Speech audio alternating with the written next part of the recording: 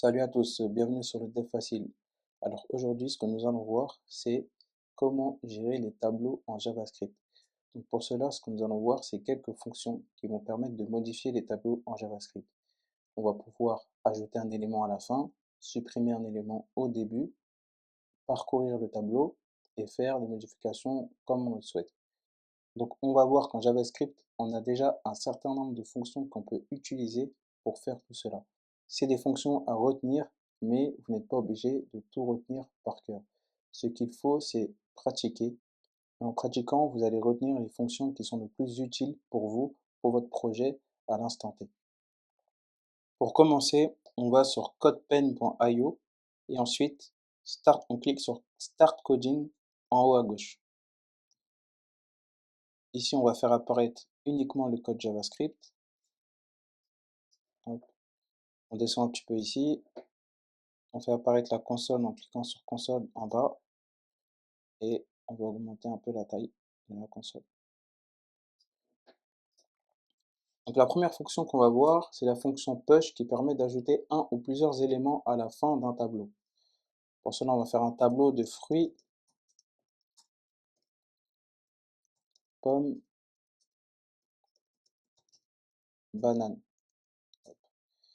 Ce qui est bien, c'est que la console va automatiquement détecter, enfin, le codepen.io va automatiquement détecter les changements et lorsqu'on va vouloir afficher des éléments de la console, ça va se faire automatiquement. D'accord?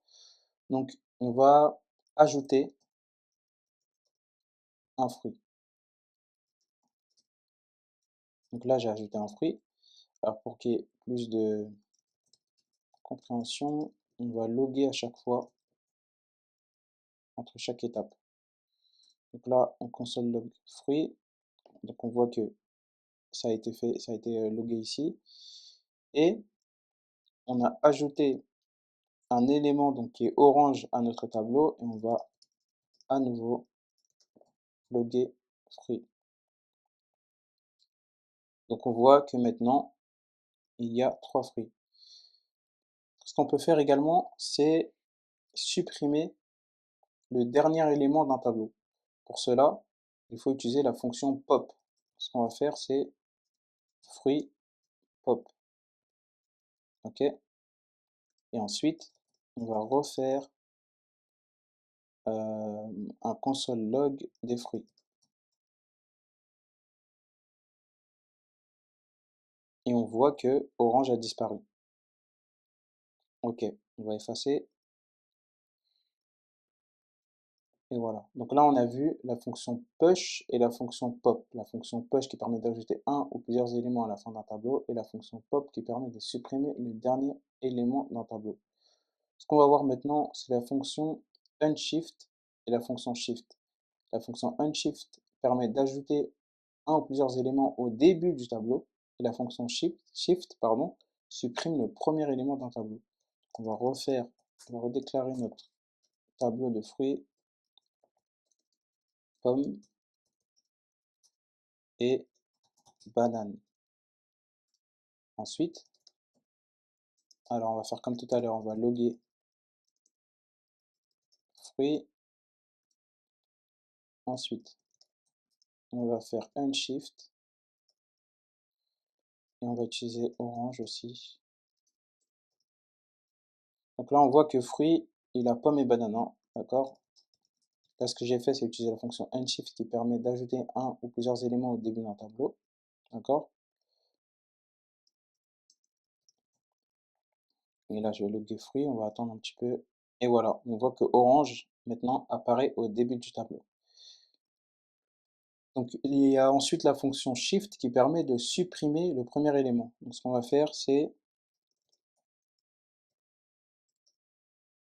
utiliser la fonction shift. Hop, on va voir ce qui va se passer. Ah, pardon, j'ai pas fait console log. Voilà. Et on voit que orange a disparu du tableau. Ok? Donc maintenant, ce qu'on va voir, c'est la fonction splice. D'accord? La fonction splice qui permet de changer le contenu d'un tableau en retirant ou en remplaçant ou en ajoutant des éléments. Donc on va voir ça on va voir ça dans le détail. Alors, ce que je vais faire, c'est que je vais clear. Donc, ce bouton permet donc de supprimer tout ce qui est dans la console. Et on va voir la fonction avec un peu plus de détails. Alors, pour cela, on va déclarer notre tableau de fruits, banane et orange.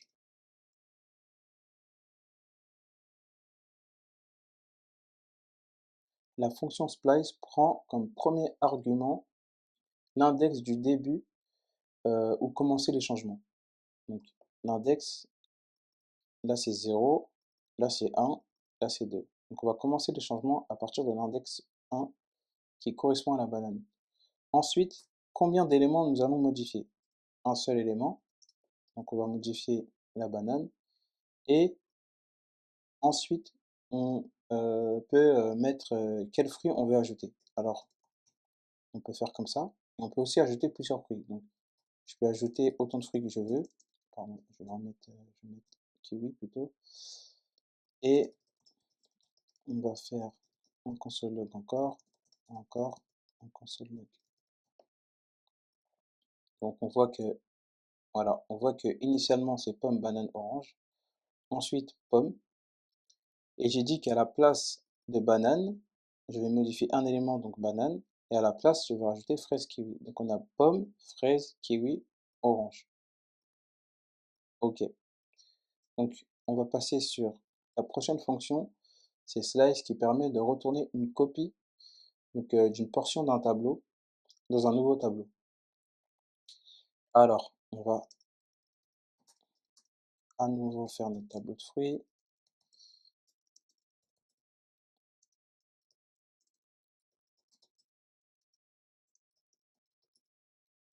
Et là, on va rajouter fraise. Voilà.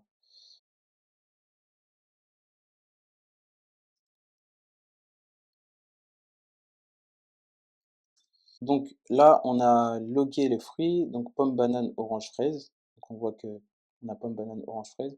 Ce qu'on va faire, c'est qu'on va du coup déclarer une nouvelle variable qui va contenir les fruits. Donc le premier argument, c'est l'index du début où commençait la copie.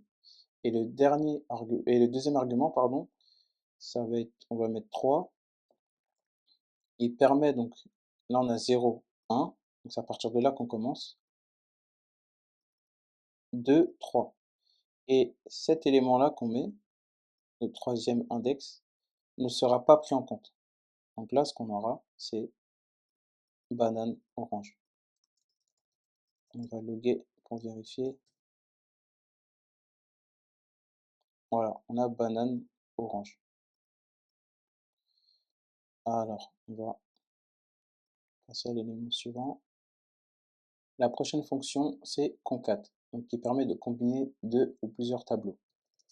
On va encore faire un nouveau tableau.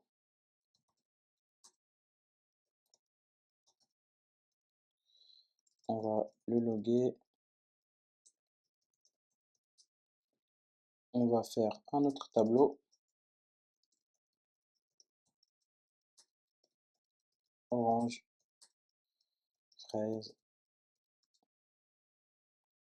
Et ensuite, on va loguer ce tableau. Et là, ce qu'on va faire, c'est concaténer les deux tableaux. Pour cela, déclarer une nouvelle variable. Et on va faire fruit, concat, autre, fruit. D'accord? Et ensuite, on log tous les fruits. Et on voit ce que ça donne. Donc on a le premier tableau ici, le deuxième qu'on a logué aussi, et on a le tableau de tous les fruits ici, qui contient donc le premier et le deuxième.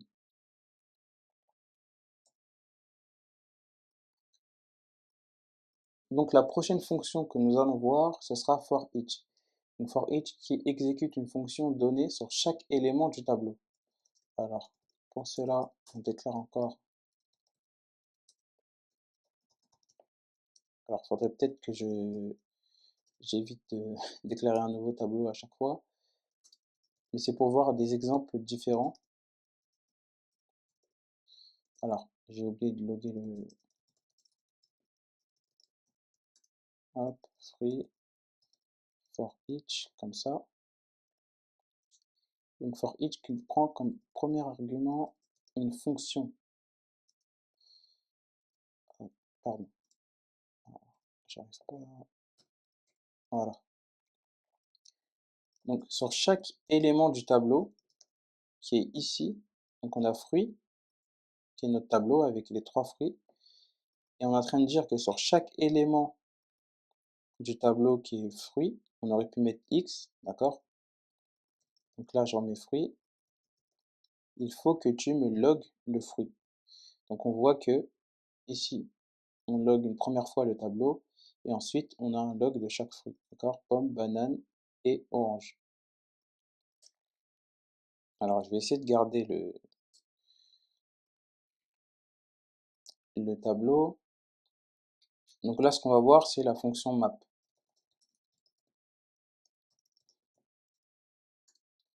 On log une première fois les fruits. Et la fonction map, elle crée un nouveau tableau avec les résultats de l'appel d'une fonction fournie sur chaque élément. D'accord? Donc on va faire, qu'est-ce qu'on va faire? On va faire la longueur de chaque élément. Donc on utilise la fonction map, qui est pareil, prend comme argument une fonction. OK. Et ça va retourner le nombre de caractères. D'accord? Et là, on va loguer longueur. Hop. Et on voit que là, ça retourne. Donc ça fait un nouveau tableau. Dans longueur, il y a un nouveau tableau qui contient le nombre de caractères de chaque fruit. Comme on peut voir avec pomme, banane et orange.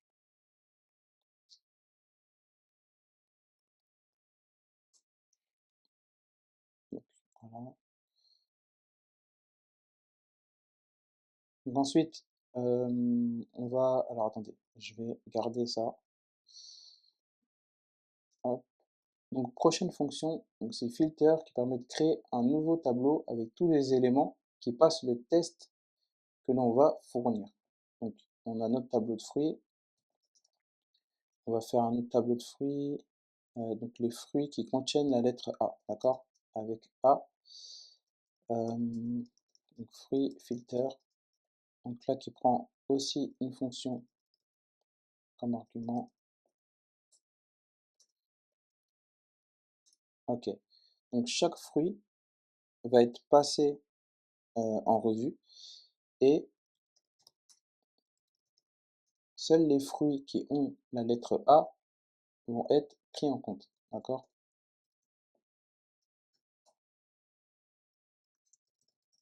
Et là on va loguer pour voir.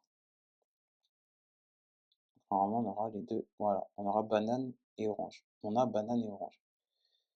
Ensuite, ce qu'on peut faire, c'est sur la fonction find qui permet de renvoyer la valeur du premier élément trouvé. Donc ça va renvoyer la valeur du premier élément trouvé. S'il y a plusieurs éléments qui passent le test, la fonction find va récupérer uniquement le premier élément trouvé. D'accord? Donc ce qu'on va faire, c'est pareil avec la lettre A, trouver le premier élément qui contient la lettre A. Fruit, on va l'appeler comme ça.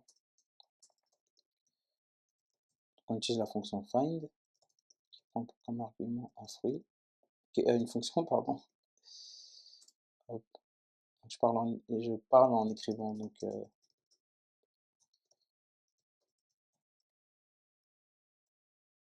A, et on va loguer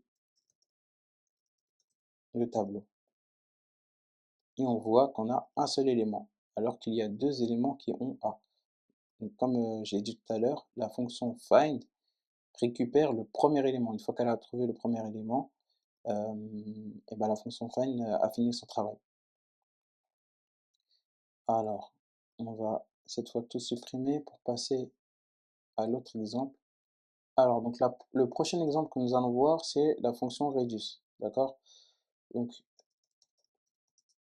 on va déclarer un nouveau tableau de nombres. 2, 3, 4. D'accord? La fonction reduce, ça va permettre d'additionner, donc de donner la somme de tous les éléments dans le tableau. Donc, ce qu'on va faire, c'est qu'on va faire une nouvelle variable qui va récupérer la somme. OK? Donc, alors j'écris d'abord, ensuite je vous explique. Hop,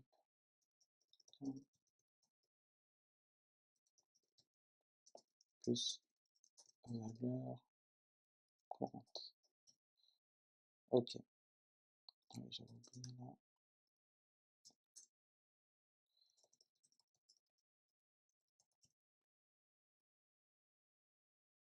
OK.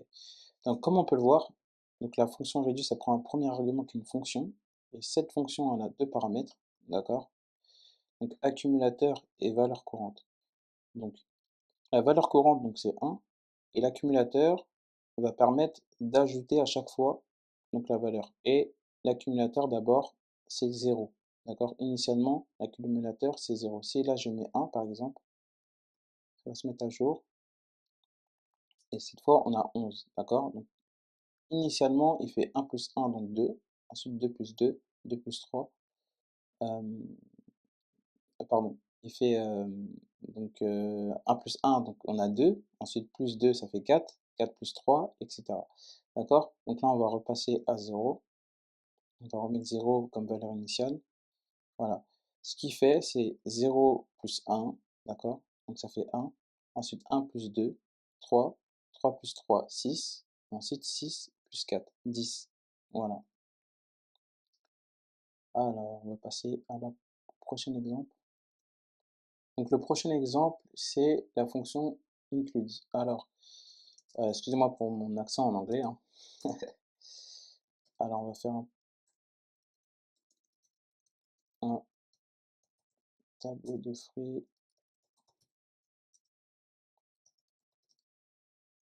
D'accord? Et ce qu'on va vouloir chercher ici, c'est est-ce que ce tableau contient banane? On va faire fruits, include, et on va écrire banane. Banane comme ça. D'accord? Et ça retourne comme valeur vrai ou faux. Donc, false ou true. Et là, on voit que c'est true. Si je mets comme ça, on voit que c'est false. D'accord? Ensuite, dernier exemple qu'on va voir. Alors, je vais garder les valeurs du tableau. C'est trouver l'index d'un élément du tableau. Donc là, on va rester sur banane. On va essayer de trouver l'index. Pour trouver l'index, on voit que c'est 0, 1, 2. Donc l'index qu'on va trouver pour banane, ce sera 1. Alors ce qu'on va faire, c'est index de banane. Et la fonction qu'il faut utiliser, c'est index of. D'accord?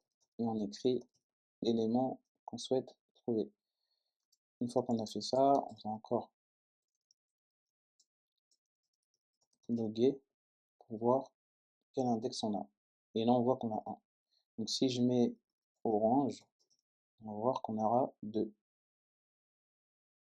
Voilà.